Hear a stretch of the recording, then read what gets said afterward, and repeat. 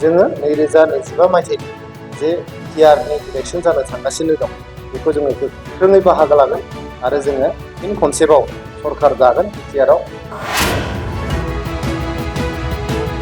जोंनि इउपिपिएल हान्जाया सिडनी समस्तिनिफ्राय गोबां भट लानानै बेयाव देरहानो थांगासिनो दङ। जोंहा सिडनी समस्तियावनो 2 मेम्बार अफ पार्लियामेन्ट दङ, सासे राज्य सभानि आरो सासे लक सभानि। जोंहा सिडनी समस्तिनि जे बाइ इलेक्सन जानो थांगासिनो दङ बेहाय इउपिपिएल हान्जाया गोख्रोङै जों बाहागो लागोन आरो नोंथांमोननो मिथिहोनानै गोजोननाय मोनो। जों इउपिपिएल हान्जाया सिडनी समस्तिनिफ्राय गोबां भट लानानै बेयाव देरहानो थांगासिनो दङ। जोंनि मोनफ्रोमबो बुथ कमिटि, जोंनि मोनफ्रोमबो प्राइमारि कमिटि आरो ब्लक कमिटिफोर बिथांमोना जे थागथियारि जानांगौ बे थागथियारिखौ अलरेडि बिथांमोना कमप्लिट खालामबाय।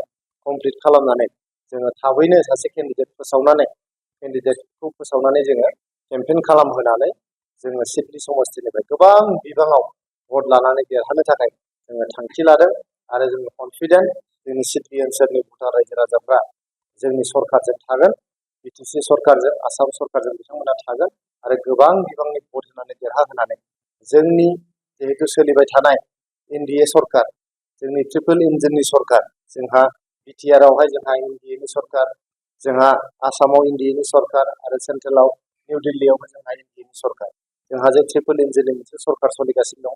रायजो राजाफ्रा बेजोंबो थागोन। जिहेतु जोङो सिडनी ओनसोलाव गोबां जौगानायनि हाबाफारि मावनो हादों, लामा सामा बेयाव मावनो हादों। जोङो HPCLनि मोनसे प्रडाक्सन इउनिट दाखालिसो दांथल खाथियावहाय जों गायसननो हादों। बेजों लोगोसे जोङो गोबां बिबांनि बाहाय अरुणोदय होनो हादों, न' बां होनो हादों। बेबायदिजों लोगोसे जोङो माइनाव सोरां बिथांखि होनो हादों, चार्च, मन्दिर बेफोरनि थाखाय जोङो आलारि सोरांनि बिथांखिनि आन्दारावहाय 2 लाख रां खरि होनो हादों। बेजों लोगोसे जोङो बड'फा सुपार 50 मिशननि गेजेरजों सिडनी समस्तिनि सिङाव थानाय गोबां फरायसाफोरखौ जों मदद होनो हादों। लोगोसे अनसाय बिथांखि आरो गियान सोरां बिथांखिनि आन्दाराव गोबां फरायसा आरो फालांगि मावग्रा आइजोफोरखौ जों हेफाजाब होनो हादों। जोंहा सिडनी समस्तियावनो 2 मेम्बार अफ पार्लियामेन्ट दङ, सासे राज्य सभानि आरो सासे लक सभानि। बेजों लोगोसे जोंहा बेहाय सिडनी समस्तियावनो सासे EM लोगोसे सासे MCLA जोंहा बेयाव दङ। गतिके गोबां बिबांनि जोंहा रायजोनि बिजाथि बेयाव दङ। बे बिजाथिफोरा गोख्रोङै हाबा मावगासिनो दं। बेयाव जोंनि हान्जायाबो गोख्रोङै हाबा मावगासिनो दं, जायनि थाखाय सिडनी समस्तियावहाय जोंनि बेरेखा हान्जानि मावथिफोरा दासिमाव लोरबां जाजोब्बाय, फानबान जाजोब्बाय। गोबां दैदेनगिरिफ्रा जोंनि हान्जायाव जइन जाबाय। गतिके बेवहाय जोंनि बेरेखा हान्जाफ्रा जोंजों टक्कर मारिगोन हागोन होननानै जों साना। जिहेतु बिथांमोननि दैदेनगिरिफ्रा लासैनो गोसो बायजोब्बाय आरो बांसिनानो बे लाइमोनफोरानो जा बा गागि दैदेनगिरिफ्रानो जा जोंनि इउपिपिएलआव बिथांमोना जइन जाबाय।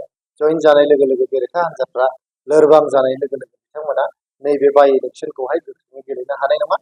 बे गोख्रोङै गेलेनो हायै समावनो इउपिपिएल हान्जाया गोबां बिबांनि भट लानानै जोङो सिडनी समस्तिनि जे बाइ इलेक्सन जानो थांगासिनो दं बेयाव जोङो आरामैनो देरहालांनानै जोंनि आसाम सरकारखौ गोख्रोंनिफ्राय गोख्रोंसिन खालामनो थाखाय सासे बिजाथि बेनिफ्राय दैदेन।